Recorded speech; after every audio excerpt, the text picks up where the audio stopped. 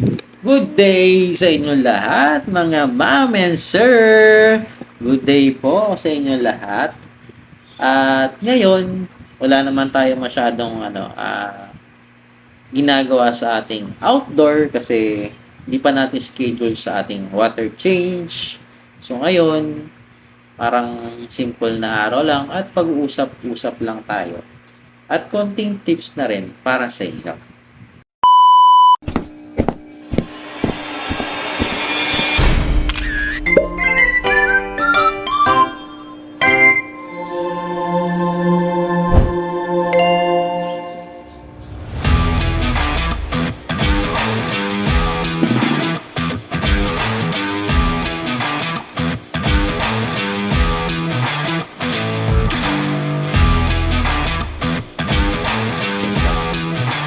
Ano ba ang dahilan at pag-usapan natin kung bakit nga ba dahilan kung bakit namamatay ang mga isda nyo?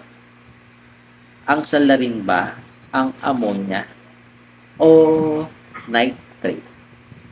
So, yung nakarang araw, itong nakarang araw na post natin sa ating mga isda sa outdoor, pinaliwanag natin doon yung mga bagay-bagay na tips para doon sa ating mga aquarium at sa ating isda.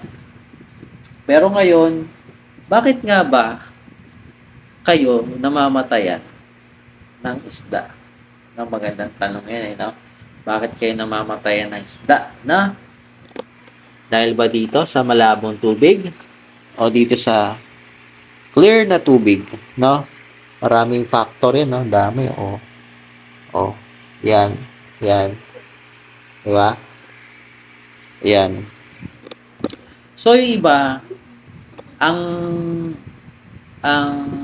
alam ng iba, o halimbawa kung di mo alam, pag malinis ang iyong tubig, akala nila safe na ang kanilang mga isda. Di ba po ba? So, hindi lahat po ng clear ay safe na rin. Kasi, hindi naman natin nakikita yung mga bacteria. Mga sir, ma'am, and sir, no? Hindi po natin nakita ang mga bacteria. Maliban na lang kung gumagawa ka ng test o chine-check mo sa inyong tubig, sa inyong tank, ang inyong level ng inyong class, yung pinakang tawag dito, ano nilalaman ng inyong water sa inyong tank. Kasi karamihan ay naniniwala ay clear na malinis is safe na ang kanilang isda. No, no, no! Hindi po yan totoo. Ganito kasi yan. Ang ating mga isda, para maging safe, mga bossing, para maging safe po sila, unang-una, meron kayong, sabi ko na kasi ito nung nakaraan, pero ulitin-ulit natin, meron dapat po tayong filtration sa ating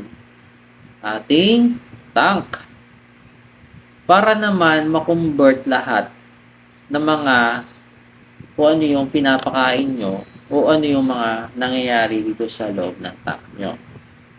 Di po ba? Bigay tayo ng konting tips.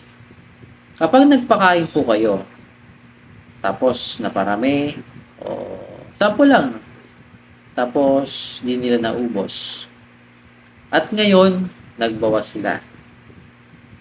So, ang mangyayari doon, si ammonia lalabas. Sample lang hindi ito talaga tayo nag-water change, napabayaan natin. So, ngayon, nabuo si ammonia. Kapag nabuo na si ammonia, ito ay mako-convert sa saan po mako-convert? Sa nitrate. tataas ang level ng nitrate. Yun yung ang delikado. Pagkatapos mabuo si nitrate, ino-convert naman din ito to nitrite. Ang nitrite, syempre, meron bacteria din doon na lalabas na pwedeng dalawa.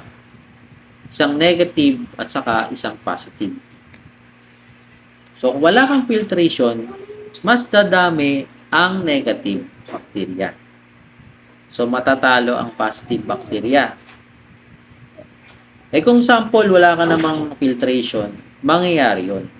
Pero, pag magkaroon ka ng filtration, andun lahat yung mga beneficial bacteria doon sa inyong filter, mako-convert na yun to cycle to nitrogen cycle. Ganun po ang cycle ng isang filtration sa inyong tank. Reading natin. Ammonia, ang cycle na isimula sa mga tae, poops.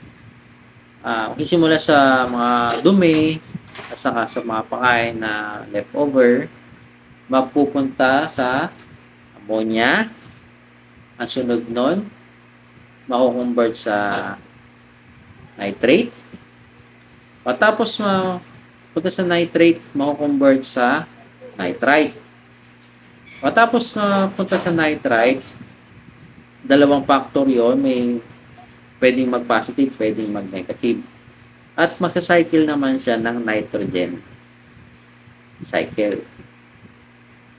So, yung galaw na yon, kailangan meron doon sa inyong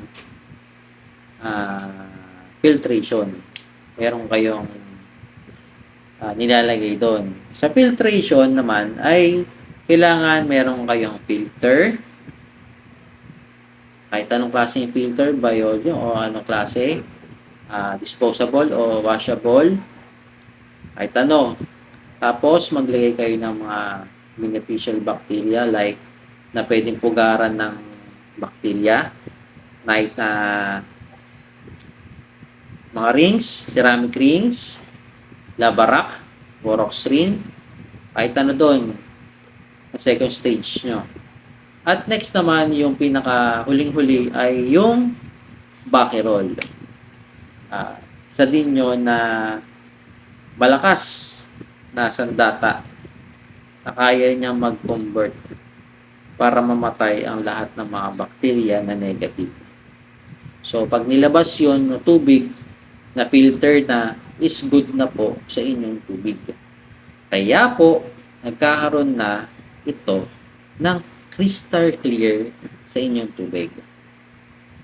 Doon papasok yung paglinaw ng inyong tubig. Pero meron times na hindi nangyayari yun, lalong-lalo na kung marami ka talagang pinapakain, tapos hindi ka regularly naglilinis sa kanilang pinagbawasan, at saka hindi ka nagwa-water change, mangyayari yun. Ang kulay ng tubig mo na nun siguro, parang iced tea. Alam niyo yung kulay ng iced tea, ganun yun. Siguro, tegi na yung mga isda niya na pag Etong sinasabi kong to, para lang to syempre sa goldfish ko. Pero, pwede nyo na rin tong i-apply sa ibang isda na pwede makatulong sa kanila para gumanda ang inyong isda. So, yun lang naman yung mga tips natin. Hindi naman tayo nasa labas. Hindi ko mapakita sa inyo yung mga nandun kasi nagpakain lang naman tayo dun Wala naman tayo masyadong ganap dun. Alam nyo, ang tagal nito. Ito. Saan na yan? Alam nyo, ito yung mollies ko ilang araw na dito. Hindi pa rin nag-drop Ang nilagay natin dito ay saan sila? Dalawang female po at saka isang male. Tagal, naiinip na ako. Pati doon sa labas, tagal na no, mag-drop, tagal manganak. So, belly na yung mga ano nila yung kanilang tiyan. Belly na. Hindi pa ako tapos magpakain dito. Meron pa nga ako dito mga feed eh. Ito. Yan. Meron tayo dyan feed. Bali, ano to eh. Pangatlong araw na ng ating feeding. Power feeding na merong vitamins. Isang linggo natin gagawin to. Tapos, rest sila. Tapos, regular na lang ng ano, water change. Tapos, regular na pakain lang. Walang halo. Tapos, try natin mag ano, steam egg. Parang steam egg na naman ako. Baka mga anak na naman ang aking mga ano, nasa outdoor, yung mga breeder ko. Kaya, naghihinay-hinay din ako eh. Kapag puro high protein ang pinamimigay mo sa mga breeder mo, lalo na kung may vitamins pa. Ay, nako. Ang bilis nilang mag-itlog. Kaya, laging condition yung ating mga breeder eh. Pero hindi muna ngayon. Huwag muna. Kailangan mo natin mapalaki itong mga to. Palaki natin mga to. Para may space tayo. Tapos, free na kasi ang aking ano, 50 gallons. Lilinisan ko na lang yung 50 gallons. Para set up natin dun yung isang ano. Parang bala ko kasi ano, gawin siyang ano, grooming tank. Lagay tayo ng ano doon, ng pump, filter. Kasi meron naman akong ano doon eh, filter na pwedeng lagyan. Kulang na lang ng pump. So kung setupan siya. So balitaan ko na lang din kayo, no? Sa araw na ito, salamat po sa inyong mga suporta at panonood. At sana lagi pa rin kayo nandyan, sumuporta sa akin. Marami pa rin tayong pag-uusapan at konting tips na pwedeng makatulong sa inyo, no? Dito ko na tapusin ang aking video kasi mahaba na. At tutuloy ko lang tong pakain ko, no? Peace out!